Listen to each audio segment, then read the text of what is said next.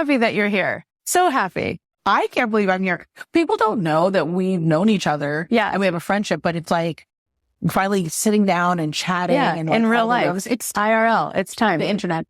The internet. It's a strange thing. I feel like you are so singular in the way that you create immediate intimacy with people. So the internet is really designed at its best. Yes. The way like you do it. Oh, thank you. It's so unique to you, though. I appreciate that. People always tell me that, they feel like they've known me for a long time, but it's because I walk around literally, I say this to my kids, it's so annoying.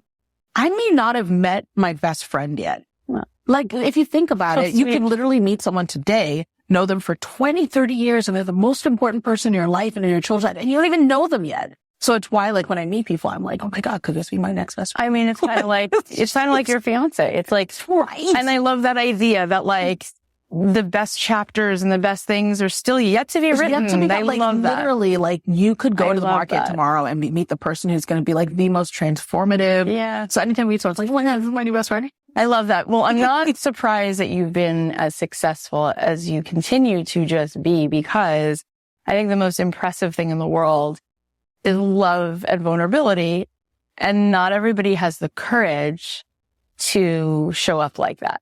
And I know you've been on our podcast before, but it was a while ago. And for anyone who's been living under a rock or near a rock and doesn't know, I think it's an interesting thing before we get into this beautiful, brave book.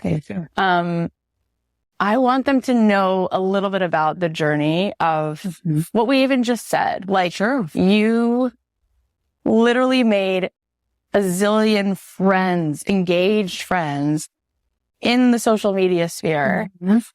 How did you do that? Sure. So it's great to be back. First and foremost, I love and appreciate you so much for always holding space for me and others. That's like your jam. So I love that about you. Thank you for seeing that. Yeah, thank you. So, last time we were here, we were just kind of I think we were really just like talking about business and life. Like, it was truly the definition of sit in the room with your girlfriends and grab a glass of wine. Let's chat. And I said the dumbest thing because I didn't yet. I'll tell you what it was.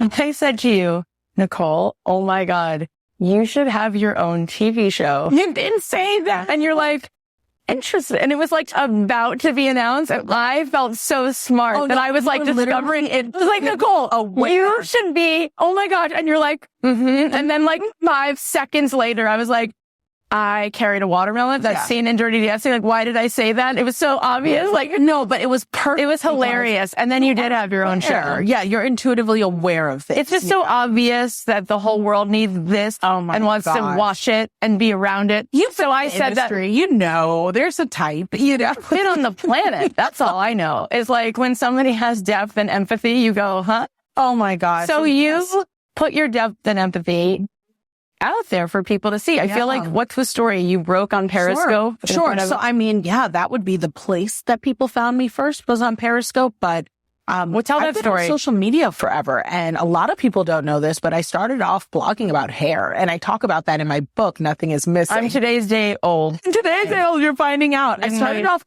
blogging about hair. And you'll appreciate this because this is very much your speed.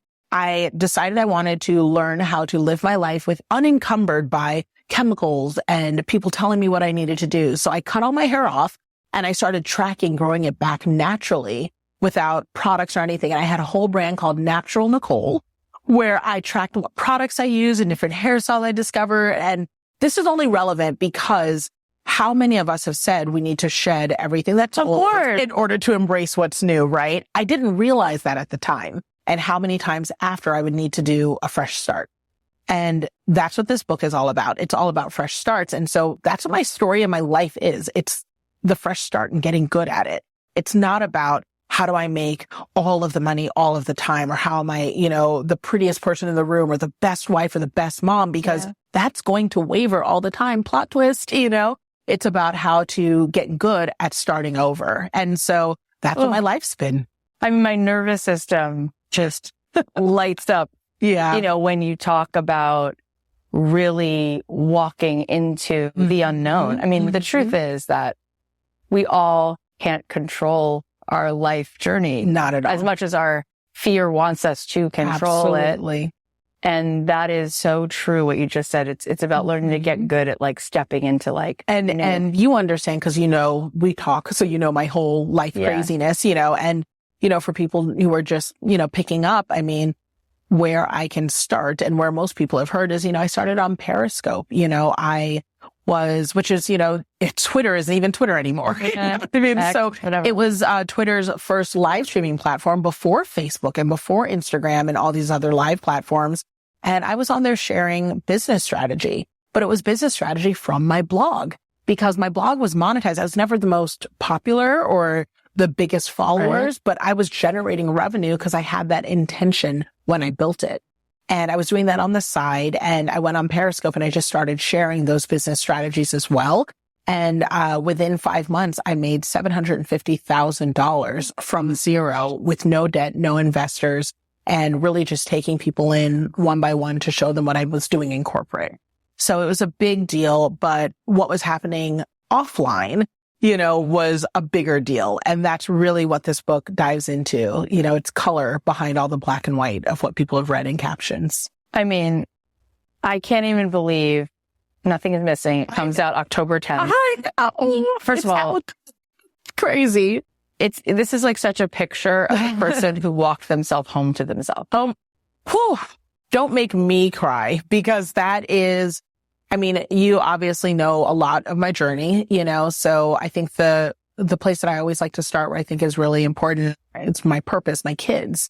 It's been almost 10 years now, believe it or not. But 10 years ago, I met my 3 girls on the side of the street in Baltimore when their mother was panhandling and, asking for a meal. And within 30 days, she was incarcerated for addiction issues. And I ended up taking custody of all 3 girls. And 10 years later, I now have an 11-year-old, a 21-year-old, and a 24-year-old, So it's been an incredible journey, but during that time, in those 10 years, we have done potty training, we have done kindergarten, we have done, stage 4 cancer recovery for my middle one. She's fine, thank God. And my 24-year-old is now a year sober and in recovery. So, and I got divorced. So life has had its highs and lows, some of which people have watched on our TV show on USA Network and some have heard in my podcast. But, this book is kind of an opportunity for people to understand why I don't look like what I've been through.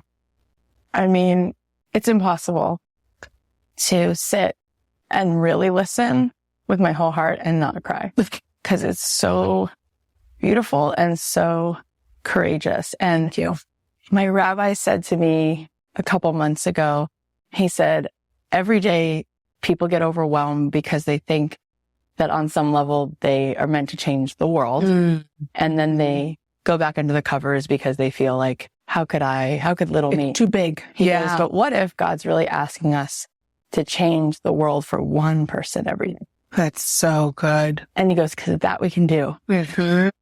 And when you tell that story about meeting 3 little kids, my babies, you change 3 worlds, which really the ripple effects, all the worlds they change. Okay. Mm-hmm. Like you're good. You proved your existence. You're too kind. I mean, it's insane on steroids. And then to think that you have your own journey. I heard you talk about like how you grew up. Yeah. And you guys like bootstrapping it. Oh, yeah. And like your dad's talks to you. I know. My dad, the cab driver. Oh my gosh. Yes. And that alone takes so much courage. Well, it's because people always say, Kathy, when they hear this story, they always say like, how could you do that? And not in a negative way, but like that is such an endeavor to take on, and it feels like, just like your rabbi was saying, you always have the most insightful, feedback. It sounds like a really big thing, but when you hear my background and my story, you'll realize how we're all so similar and so capable of doing things that seem really big. They're just the next right thing. And we're actually very able. And oftentimes you get gummed down and feeling like, well, I don't have this piece, or this won't be provided, or I'm not ready. And the reality is the world rises to meet you. God absolutely provides. And that was my experience, with these girls. I could not look them in the face and not say, I'll figure it out. And I did. You're one of the few people in this world who's actually met my girls, because I don't bring them around just anybody. You know what I mean? So you met my little one. Really such a big, big honor, especially given who you are. Like, I feel like you rattled off all of those things because they're your life. Yes, but my babies. Most people can't even begin to process one of those things. Sure. It's almost like when God made you, he gave you like the strength of 1,000 people. Because honestly, Nicole, it's you have a giant mission. And what's so cool is you raise your hand to do that mission. I don't. I scream. I go, really? Like everyone, I cry in the pantry. I eat cheese in the parking lot at Target. It's a real thing. I still wonder if my Spanx are rolling down and I get pit stains. Like all of those things too. Yes. But more of that, please. Highlight that. Afraid. So when you set out to write this book, first of all, I just love the title, and I started reading it, and I couldn't not cry. It's one of those books. But what I love about it is you're okay. Yes. And yes, then we know reading it, this is just the most beautiful Alice in Wonderland adventure where no matter what you start to read as you read the book, it actually gets better. Yeah, I appreciate that. Thank you. I can't even believe how willing you are to receive the blessing in your life right now. Because so often we have such an upper limit that you see people build things and then there's like this way in which they get sabotaged. Sure. But what you've created in the most recent moment is actually, it's just so inspiring. Like, tell everybody a little bit about, so that we get the real big payoff of this beautiful love of your life. What did it look like before you met him, in the midst of it? Tell us, because we've all been in those moments to some degree. Where were you 3 years ago, 2 years ago? Yeah, 3 years ago. When the world, when the sky was falling. Yeah. So I'll be really transparent, and it's easy to do that with you, because you are so generous, with everything you do. But 2-3 years ago, I was not doing well, and I think it's so easy, again, because of social media. And, I haven't been one to ever present a curated image. I always say, let me set the bar real low. So when you meet me in person, you're like, man, that Nicole looks good. It's like the girl's got potential. Like, keep it down, But the truth is, right? But the truth is, like, everybody has more things going on than because 100%. Of boundaries and life and also just privacy, right? And, I have always shared that my marriage wasn't perfect, and that I was always working on it and trying my best. But, in my classic fixer doer style, I was going to stay married. That was like, I was going to figure it out. And, it wasn't working. What happened was, in the sort of clearest of ways, and I have nothing negative to say about, my ex at all, because one, not my style. But two, like, we have these babies together and it served whatever purpose. It served whatever. I really am so grateful because we grew together, and what matters is that we grew, and that's what I really hold on to. But I will say that what was pretty clear in our marriage was that happiness was a moving target. And happiness being a moving target, if you guys have the same definition of happiness and the target's landing in the same place, can be a beautiful thing. It means you are driven together, ambitious together, and pursuing things together. But if you both have different definitions, then you're never arriving at the same time, and then the happiness is disconnected. And that is the best way I can describe it, is just when I felt like, man, we've landed there, there's nothing I want more than my partner to be in this moment of happiness with me. And I found myself feeling alone. That loneliness wears at you. And, and I imagine my ex could probably say the same thing, that there were moments where he felt alone, in wanting something different, and that's what happened. 3 years ago, I'd worked myself to the bone. We were sitting in a multi-million-dollar home. We are taking private jet trips to Jamaica. Our kids are happy, healthy, and whole. We just survived this cancer battle. We just made it through the pandemic. And it's, and I talk about a specific moment in the book where, it's the season finale of my show, and I'm sitting here and I'm watching it by myself, and I can feel my heart racing, and my blood pressure is through the roof, stroke range. And I am like, there's nothing wrong, right? Nothing is wrong right now, yet everything is wrong. What is missing? and I couldn't put my finger on it. And I think so many of us feel this too, where we're always kind of like, I still feel this like anxiety, this, antsiness, what's missing. And then we just find something else to chase after, 100%. And I just didn't have anything else to chase after. I was like, I got it. My babies are healthy and I have everything I need. There's so much money in the bank. What is it? I feel like I have all the things I thought I needed. And that was when I realized that no, there's something more. And I think what's missing is love. And, but I didn't know what it was, and in my book, you'll see I didn't grow up with a lot of it in the home. I didn't have pictures of it. I can only know what it is now because I have it. So now that I know, I'm like, truly, without getting too emotional about it, it's really tough because being in love, man, it messes you up. It really does. And I knew love for my children, but I didn't know that mutual romantic love of an adult. But it's helped me understand God better. It's helped me live life with more grace and compassion. It's driven me to have like a peace that I just did not know before. I mean, truly, I say it regularly. If I were to go tomorrow, and that isn't a challenge to the Lord, no. If I were to go tomorrow, I would have had everything. Like, I am not even 40 and I've lived a full life, full, complete life. I mean, and with this book, my babies have everything I could give them, so the idea that I could reach that point, which was the question I really had in that moment, which was, what am I to do next? And now I realize I could do anything, literally anything. Nothing is missing. I have everything I need. And that is even in some of the hardest, darkest, most difficult seasons. I never lack. And that is why I wrote this book. Because if there's one thing I want my girls to know, it's that society, an internet ad, a friend, a boy, no one can tell you what you lack because nothing is missing.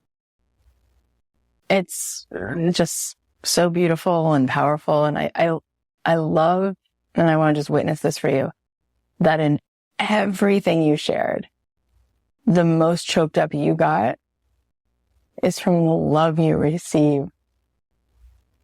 But that's the part of you that goes, oh my gosh, like it breaks your heart because it's grace. Yes. I mean, as I am messy in the darkest of valleys, he's shown up as a source of light, and I don't want to say I was never the one who gave up on love, and if you read my book, you'll know I'm kind of like that. I'm always like, oh, well, there's always another answer, right? So I never gave up, but I just didn't feel like it was something that I needed to pursue the way one would pursue the house, the cars, the money, the job, What was the way in which you felt that it wasn't there? Because on TV, it looked as though you guys were adorable and you had inside jokes and we were like friends. You know what I mean? So how did you know it was missing? I think that you can tell because there is, the word you use that I love to use is grace. There is, for me, love is a prioritization. It is a thoughtfulness. It is a forgiveness. Again, it's a lot of things as a Christian that I believe, are reflected in the way God treats us. It's this, this ability to know that no matter what happens, you've got someone who's going to be by your side in the highs and the lows. And that fosters a trust. It manifests in trust, respect, and all those things help you in your day to day as a tool. And, of course, in any marriage or relationship, those things may vary, but the core love part doesn't. And I think that was kind of where, I struggled, and I talk about it in the book more than I have anywhere else that, again, my ex never lied to me about who he was. He is who he is, and when we got married really young at 22. That's really young. It is really young. It's not that young, if you think oldie-timey, right? Yeah, my mom got married at 22, but it's a different generation. Right, it's a different generation. Yeah. Also, when you think of who I am and all the things I wanted to do, I'm like, what was I doing locking down at that age, But my ex was great on paper, and that's a great way to pick an employee. That's a great way to pick, maybe even somebody's going to work for you or be part of a show or an experience or fill in a slot. But people are not slot fillers, and my ex made a lot of sense for me for, a partner, but he did not make sense for the level of dreams that I wanted to accomplish. And that's not his job. you know, Right. it's not his job, Right. you know, and that's not fair to him. And it's not fair for me to hold him back for what he wants. You know, if he says he wants you, and this is not what happened specifically, but hypothetically, if he said he wants to sit down and he's in a phase of his life where he just wants to eat chips all day and watch old reruns of Gilligan's Island, like he deserves to have a partner who's willing to do that with him, not one who says, I want to hike to the top of Everest, you know, and we shouldn't have to argue our positions around that. Yeah. You know, and that's what it is. Yeah. It's all of these things take so much EQ to just be a witness to. Yeah. It's not easy. I mean, how many people are in relationships right now and they both people in the relationship feel so lonely. Oh, so lonely. But they don't have the bandwidth to even name it. Oh, talk about it. I didn't either. First of all, grace on that, right? Because those relationships too aren't just marital ones. They're workplace ones, right? They're friendships. Sure. You that's know? so true. It's like, that is a standard sort of, you know, breakdown sign, you know, where it's like, I'm at work, but I feel lonely. I don't feel supported. I don't feel like I have upward mobility, you know, like that's everywhere. You have a friendship where you're like, I feel lonely. I don't feel support. I don't have upward mobility. These are all very standard things. And I can say that was where, you know, I was, but I didn't have the strength or even the communicative tools to say, you know, Nicole Walters didn't have that. Like I talk all the time. I didn't know how to even articulate what it was I was missing or how I felt, but I did know that I didn't want to keep doing what I was doing. And in classic fashion, you know, I put my job live online in front of 10,000 people. I took these babies in off the side of the street. You know, I signed up for a TV show. You know, if I'm not sure what I'm doing, I am going to cross that bridge and burn it behind me so I can't go back. You know, that's how I do stuff. And that's what this was. I literally was like, you know what? I'm going to take some suitcases. I'm going to leave. You stay here. I'll take care of everything. You know, during this interim while I'm figuring it out, I'm going to go to get therapy. You know, we just went through a cancer journey, went through the pandemic. Let me see if I can work on myself. And while I was in therapy, I thought I'd be finding answers for my marriage, and I found answers for me. And I had to honor that. There was no way I could look back. And so in honoring that, it brought me to where I am now. And I no regrets. I have zero regrets. I mean, it's so important. People talk about representation. It's so important that this story is out there because I mean, Jen Hatmaker is like quoted here. Yes. She's had her own journey. Yes, she has. Which is really important that those stories get told, especially now. I mean, things are changing so much from, we were talking about like my mom got married at 22, but now women are breadwinners. Women are providers. Women have TV shows. Women have businesses. Women are helping their kids. And in a big way, like big dollar amounts too. It's not just like, oh, your wife has a cute hobby. It's like, no, my wife bought this house. You know, it's very different. Exactly. Yeah. And that's been really, really confusing and painful and hard for me as well. My husband was a lawyer. Your ex was a lawyer. Ex is lawyer, but whatever. Yeah. The husband. The husband. Yeah. And we then changed roles and I had a lot of questions and loneliness around what does it mean? Does this mean that we get to stay together? Do we not stay together? And honestly, like we're still in the questions of what which this is looks normal like, and because it's been such a growth spurt. And it's so different and it happens so fast. I mean, there's a quote in the Bible, you know, which I think is really relevant to anyone, where they say that, you know, the blessings can come down the mountains like wine and it'll happen so fast your head will spin. So like that's actually articulated as a thing that can happen. And I think we both can express that. If you're even grown up in the age of social media, people are going to talk about this time. It's like when we used to hear about the .com era, you know, like it's like that, you know, where it's like this has happened so quickly that people have gone from having nothing to something suddenly. Yeah. Why wouldn't all the dynamics change and shift? Yeah. You know? But I want to say something so interesting because we've been, you know, doing counseling and meeting with rabbis and healers, like doing whatever we can to be where's north, where's south? And this is really interesting because I said to this rabbi a week ago, he's like a healer and also a therapist. And I said, so am I really masculine because I'm doing all of this stuff?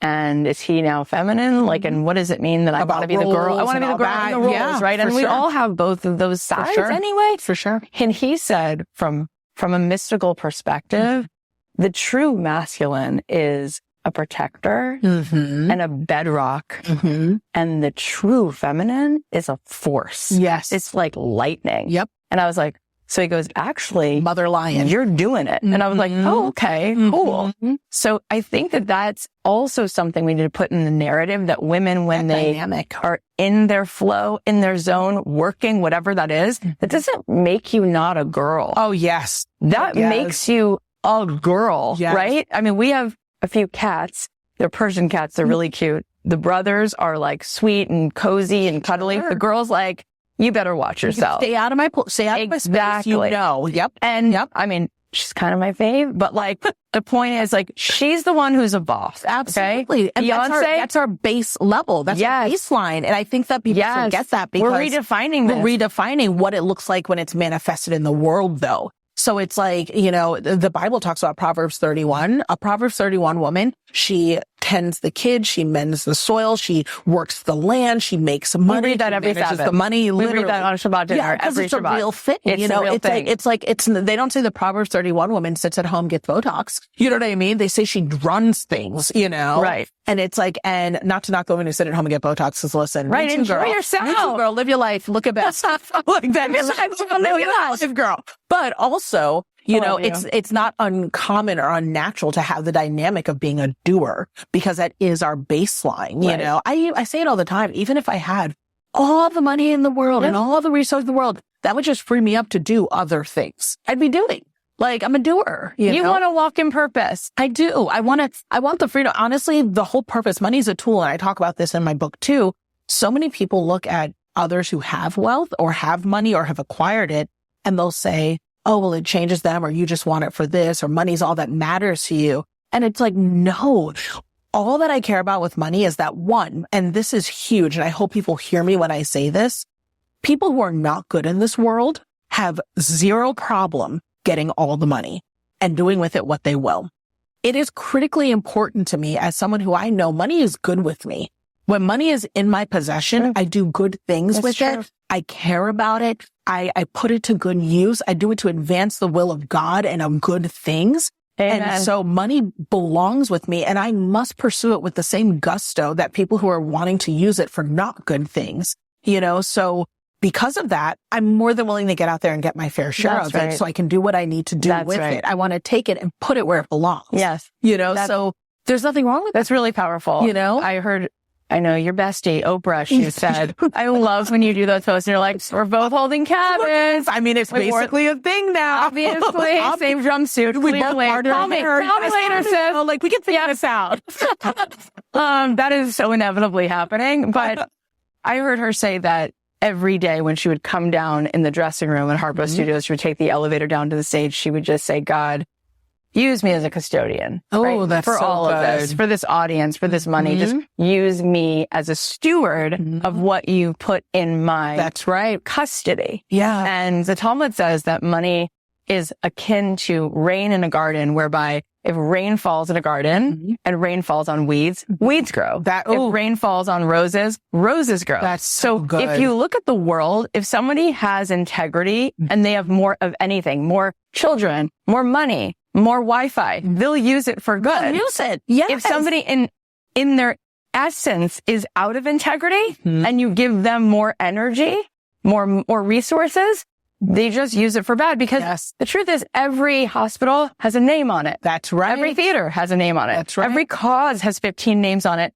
And then people you don't even know. Right. The anonymous who are like, I've spent my whole life giving. Right. And then there are people who don't have the resources who are just as generous or more generous. So it's not the money. It's the, who are you at the core? Absolutely. And whatever you have, what do you do with that? And then if you have the gifting or the skill set to acquire money. So one of my giftings is, I know that when people listen to me, they believe me, and I don't take that lightly. Yeah. You know, I'm very careful about what I say and how I say it, because I recognize the power in words. Yeah. I also know that I have a gift to make money. I can make money for myself and for others. And so again, I also use that very judiciously. There's a reason why that I didn't exist solely in corporate, because I need to be careful who I'm lending this talent to. So, you know, even with the clients I work with, you know, I'm particular. I don't work with just anyone, because if I have the ability to make you wildly wealthy, I need to know that that's going to advance the purpose of God. It's going to advance the purpose of good. It can't just be for you to have a Lamborghini to lay on. You know what I mean? 100%. You know, like 100%. these are important things. I've heard that the opposite of depression is not happiness, it's purpose. And that deep down, we all know that we're here to serve. And when we're not using our gifts, we don't feel good. And no amount of Netflix and chill is ever going to fix it. Yes. So, and we talk about that in the book a lot too, because purpose is such it became like a popular word, I feel, you know, like for a while. Hashtag purpose, hashtag purpose driven, you know, and it's like, you know, it's true. Purpose is real. But I think that this concept, and this is actually a quote from the book, the concept that purpose is a destination is so misleading. Like, I need to find my purpose. I've absolutely learned that purpose is the journey. And I say this all the time because that's huge what you just said. Because everyone's like, well, I can't find it. Until I find it, I can't do it. I'm lost. I'm stuck. I don't know what to do. And it's like, no. I really had to humble myself and realize that, look, girl, if you are someone that you know has a big mission and a big calling, but you are sick right now, your sole purpose is to get healthy so you can get back to the greater purpose. Clarifying. You know, if in the season I need to be with my daughter and what I'm doing is I'm making her lunch and I'm making her snacks, I've had the blessing. And I talk about one of my really good friends, her mother passed. And one of the things that her mother gifted me with before she left was the phrase that, you know, even if I can't do my kids' homework, I stay up with them while they're working late so I can send them my energy. And the gift that she gave me, that is twofold. One, the lesson in of itself. Being a mother and your presence matters. And that if that's all you've got, that means so much. And two, her daughter remembers that. She has a daughter now that has her own daughters who's in her 40s. Who remembers that her mother was up with her whenever her mother never went to bed before her. Even if she was tired, she might doze off on the couch, but she was still up while she was working on her homework late. And she still tried to make it to her gymnastic needs. And we're all imperfect. We can't do it all. But her mother's purpose was literally to just be by her baby's side. And she did it. It wasn't some distant destination. It was that moment. That gives me a lot. I was at dinner last night with a friend and I was crying because I said, there's a part of me that feels so guilty because I think most moms have this, I'm not doing it good enough thing. Ever. I mean, like, I brought my baby here, you know, and I was like, I know you're fine at Miss Kathy's house. She's going to feed you like I feed you. You know what I mean? I'm not worried about it. She's, you know, a great person. But, you know, there's also that like, oh my gosh, it's summer break and she's not, you know, I she's should be hanging taking on her her to own. Disneyland. Right. We should be doing activities. But like, think about this. One, our babies just met. And they're hanging out, having their moment, doing whatever they're doing, you know, which is great. And then two, they're going to grow up and have this unique experience. There's lots of kids who go to Disneyland, you know, they're going to have this unique experience of, oh my goodness, our mommies were upstairs doing interviews that we can now watch on YouTube. I remember being downstairs and here's what they talked about. Yeah. And they'll show that to their own kids. And, you know? and I think you and I have a similar feeling of intention around this because when I was growing up, my mom was really depressed. And she was suicidal. And my parents had a horrible, violent, abusive marriage. And then my dad left and then cheated and he got married to that person. And then he broke up with that person. And my mom was just never able to get out of bed, never able to recover. Difficult. And she used to tell me like she hadn't pursued her dream. My mom tells me that every day. She got married and because she had kids. And meanwhile, then she was so unfulfilled. So for me, it and was you're like, you're still alive, mama. Because we're hardwired different. I'm like, you're still here. What do you mean you haven't pursued your dream? You're still here. Oh, 100%. Go. Oh, I say to her, it's like a taxi cab. You know, the light is either on or off. If it's off, you can't get in. It's occupied. Yes. I'm like, every day you wake up, God gives you breath. You're on. Go to work. You're on. That taxi's open. Yes. You know what I mean? But for me, it was like when I was pregnant with my first daughter, I knew there is no way around me having both because I will never, it was a cautionary tale. I was never going to be this person who was not able to feel for herself that she was actualizing her gifts. That's right. I have 3 girls. You have 3 girls. Yes, I have 3 girls. It's interesting. I both have 3 daughters. I know, 3 daughters. I wanted them to know, no, you don't have to choose between being a mom. That's right. And whatever God put on your soul. Oh, I'm getting emotional about it because it's so true. It's so true. And then what I love that you're saying is there's just no way you can do it all the time. You can't. It's not possible. And hold yourself to, and I love when you do that. And functional. And because our kids need to see us well also. They need to see us. I mean, I've never said this on here, but I would say this to you in a heartbeat. You know, and your people are so sweet too. But it was also really important for my daughters to see me being loved well and see me thriving and not just having. I had a life, I had stuff, but I wasn't living it, and my girls know and believe because they've been with me, from when I had $24 in the bank account, and I was taking them to thrift stores and crying over $300 for back to school clothes, to now where they've been on private jets and they've had experiences that people don't have in their whole lifetime. They've seen both. It's unbelievable. And I've looked at my kids and I've said, look, divorce is crazy. Who knows where I'll end up, and all this. And they looked at me and they're like, will we still be with you? And I was like, absolutely. And they're like, all right, let's go, Mom. They do not care. And that is such a solid reminder of what it is to be a mom, because if you're doing it right, your babies know you are home base. And home base can be in a box. It can be in sleeping in the back of a car. It can be, they just know because they know they're safe. They know they're okay. It's so good. It totally brought me to tears. Yeah. When you met your fiance, right? How on earth did you, I love that it's like electric shocks in the best way. He's such a good man. I can't even tell you. I didn't even know God made him like this. Sorry to everyone else. I got the last one. How you doing? Enjoy it. When you guys met, how did you open your heart again? Honestly, and so rather quickly, I know that there were many days where you were like, you guys, I'm not doing great. Yeah. But then you did this radically courageous thing, which is you opened your heart to another human being. Most people, right, they don't know how to have that courage. I will tell you the moment that I knew I was safe. So we had been seeing each other for about 3 months. And I wouldn't say that I was guarded, but I'm naturally an open, vulnerable person. So, and he was doing so well with the care of that. He was very tender with me. And that was special. And because, the sort of divorce and co-parenting, all that stuff is ongoing, he witnessed things, and just the way he handled me and my love and my patience, he was just very tender with me. And that was already a lesson. But on his birthday, I threw him a small party. Well, I say small. I mean, he had 30 of his closest friends over. And when these people came over and I saw that he had these relationships some of them he's known since he was 4 years old. And I saw the way they loved him and they showed up for him and they all spoke to his character and the way he loved them back. I mean, he has, male friends that he's hugging and saying, I love you so much. Thank you so much. I mean, I saw the way that he treated people. You can't keep that many people in your world if you're not goodness. And, goodness leaves clues, and he's consistent, and that's it. I wasn't looking for on paper anymore. I don't need someone who makes billions of dollars or looks a certain way or has certain things. I need someone who does what they say they will do.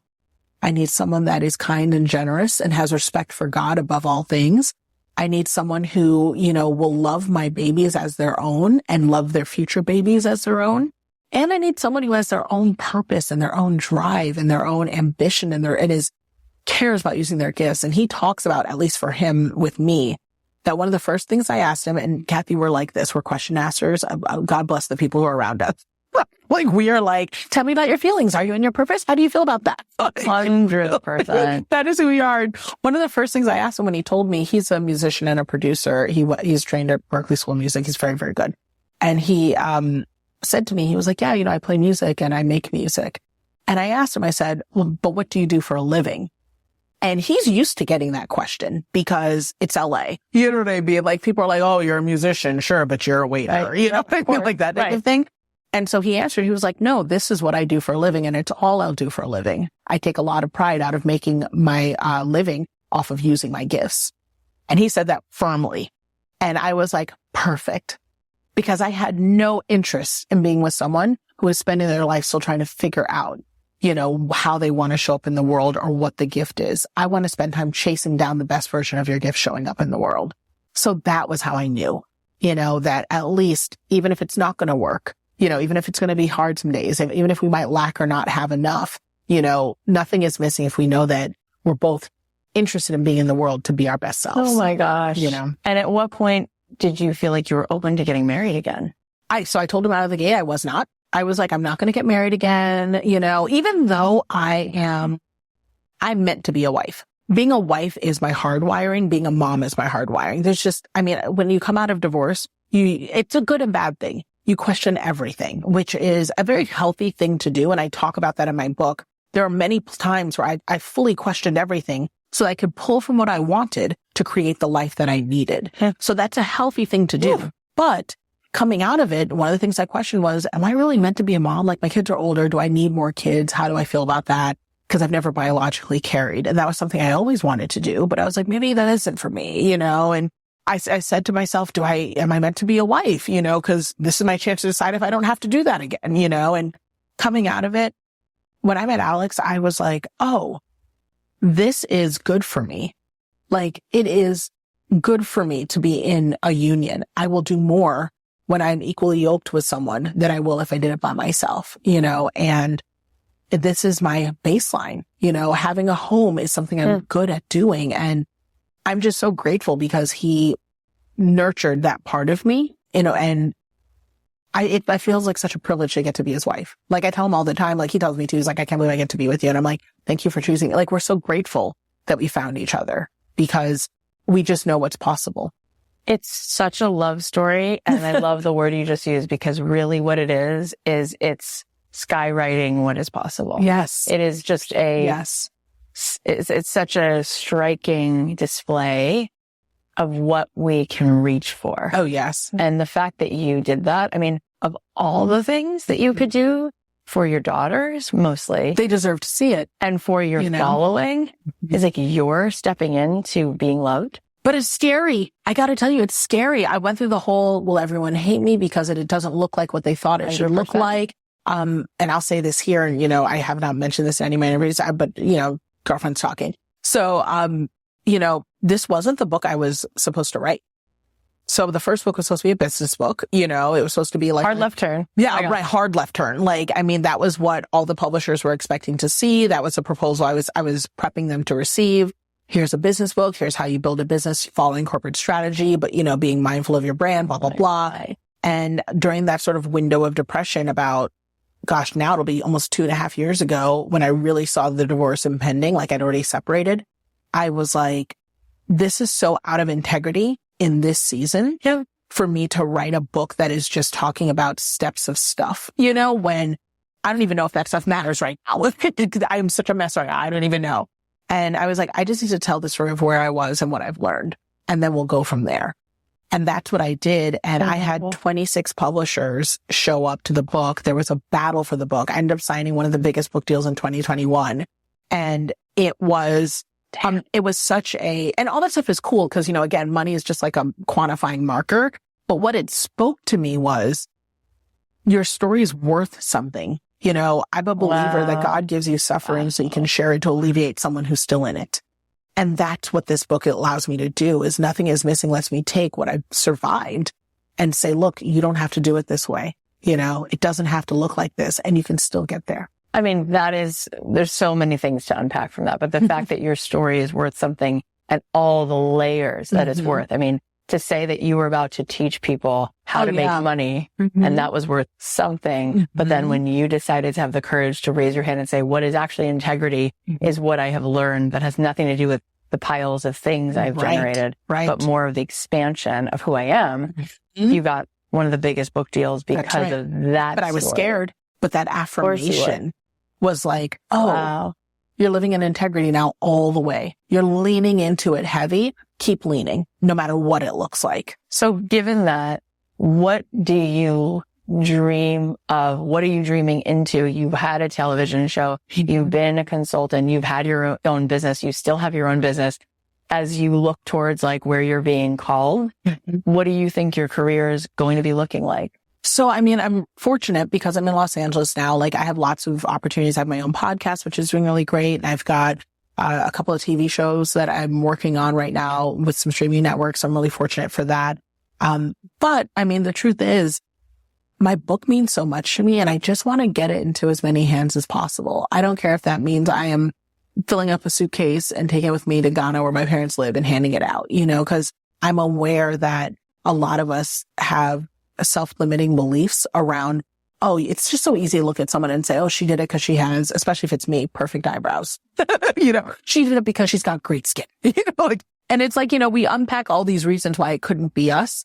And I never want to be guilty of that, of being that image of people are like, well, it's different for her because. And it's my fault in not saying all the things, So when people read this book and they realize, oh, she did that and she was carrying stage 4 cancer, with her child, she did that. And all this time, I mean, when I think of anything I've ever been through in my life, anything at all, there's nothing that'll ever be harder than that. No. Ever. Nope. And God forbid, that's not a challenge, but please, I just please. literally never, and I can tell you that that's my goal right now is I'm just solely focused on getting this book into as many hands as possible because I have really lived a lot of life and I'm still here, imperfect, but I'm hoping that people can see themselves in this book, take the lessons from it and say, I'll do one little thing to move forward because I have everything I need right now. It's so big. I mean, it's so big. And this is really the conversation. It's sort of like the closest thing to you getting to have coffee and being the best friend that everyone needs. This is the closest thing to that. Thank you so much. And the truth is that everything that your story really is about is the courage to see what you might not want to look at. Yeah. The courage to dream bigger, the courage to honor yourself, the courage to honor what's really true and not pretend like it's not. It's all courage. And what's amazing is look at the reward for courage. Oh, look at the reward. I'm here. I'm here and I'm grateful for it. And I'm surrounded by good people like you, Kathy. You know what? It's because you're a magnet for that. It's a vibe match. It's like you don't know how to do anything other than be loving and present and vulnerable. Thank you. And I think that that's an amazing gift you give people because I do think, like you said, people decide what they think it takes. And what I see you do a lot, like on Instagram, if you say, okay, we're going to have a heart to heart. This is going to be hard. So let's do it, Let's do it. We're going to be in it together, but we can do it, And who really takes the time to not patronize people? Yeah. And just say, like, let's just really talk. Yeah. Like, my heart is like breaking. You do that. You do that. We're like, team, look, if no one else, we're going to be out here doing what we can, Kathy. Okay, we're going to try our best. I'm excited that people turn to you and listen to you because there aren't too many safe spaces. So it's an incredible, kind thing to say. When people start reading this book on October 10th, what do you hope they remember to remember after they read this? Yeah. I think that if there's anything, sure, there's the whole nothing is missing. And of course, I tried to write a memoir with actual tools and strategies, like here's your next step. But if there's one thing that I really hope that they take away from it, is that they grant themselves some grace. Yeah. It's that we are so deeply hard on ourselves while we're trying to learn and while we're trying to experience and while we're so dedicated to serving others around us. And it's knowing that, look, even if you think it's going to look a certain way, it won't, so be prepared to grant yourself some grace and just keep going. It's amazing. And that's something so significant is we don't realize our own self-actualization when it's real. It's not bravado, but it's real. It's like Wi-Fi for other people. Oh yeah. You then can plug into, oh my gosh, there's a greater expansion here because she's resonating it. I would love for people to listen to like my last episode and this episode because it truly is, I listened to it, and I was like, man, like everything I was saying was true, but it was a different wavelength, compared. There's an understanding I know I have now. And I'm just excited to see what happens the next couple of years. I'll come back. We'll hang out. Oh my God. Well, tell everybody where they can find this. Are you doing a pre-sale or their free orders? Yeah. What are all the fun all things? the things. So it's available for pre-sale now. And I would love for people to grab a copy. That matters a lot. It is important to me. One of my goals is to make some of these bestseller lists. And it feels awkward to say that out loud because that's not what I love that you're just blaming it. People don't say it because they're like, oh, well, you're trying to be cool or whatever. No, the reason I want to make bestseller lists is I'm doing this in an uncompromised way. I'm not out here trying to, rig the system or be really cool or flashy. I literally am just asking regular folk who are regular like me, that are moms, that have a dream also, to show the world that regular people can make this list too, just as we are, and so buying it on pre-sale makes that difference. So you can get it at nothingismissingbook.com. It's available on Amazon. I have a big goal. I want to sell 20,000 books, so If I have to do it out of the trunk of my car, I will, but I would love for you all to help me. So you can grab it. Nothing is Missing by Nicole Walters. Okay, well, we'll put it everywhere. And then you have this podcast. You drop the podcast every week? I do. Yeah. Every week, every Tuesday. It's called the Nicole Walters Podcast. And it's like this. It's like just chatting. I don't really do a ton of interviews. They're like 20-minute chats. Like, oh my gosh, let me tell you what happened today, girl. But I love your podcast. And I was like hanging on by a thread because you were so vulnerable, taking everybody through this journey. And I was like, I reached out to you one time, like, I just listened to this episode. I'm sitting here bawling. What you're doing in the book and what you're doing in your podcast is you're putting words to the experiences that people are having alone. Thank you. You're putting words to the tears we have before we walk in the house and we're sitting in the car an extra 2 minutes because we don't know how to fully express that. Thank you for that affirmation, because I'm scared the whole time I do it. So I appreciate you. Yeah, no, it's amazing. And we'll put links to everything. And I just feel like you just gave everybody medicine and nutrition. And when you talked about the New York Times bestselling book, but any bestselling list, it's like, when is it time, if not now, for a girl whose dad was driving a cab? Just regular. Real regular. All of these people living in Ghana, deserve to see you. We can do it. Regular people can do this, You don't have to be fancy. You don't have to be a celebrity. You don't have to do anything. You literally can just do this because you were honest with yourself and you said some of the things that are scary, and that did not keep or hinder you from the success that puts you next to the greatest. So it's amazing. And you're trying. Beautiful in every single way. Thank you so much. It's such an honor. I mean, I feel like when beautiful people walk in the room, you see it, but you feel it, right? It's like the energy matches this thing that God gave you called your face. Thank you. To then the amount of humility you have, that's very unique to you. You're so kind. Thank you. I appreciate it. You just continue to be blessed and have all these incredible opportunities, which you will, because there's no way that something that's that bright doesn't just keep attracting. I received that even on the behalf of my babies. I'm going to listen to this on replay because you were so kind. It's so great. You guys are going to go get this book. We're going to put the links in the show notes. nothingismissingbook.com. Thank you, Nicole. Thank you for coming. Thank you, Kathy. This is awesome. So great.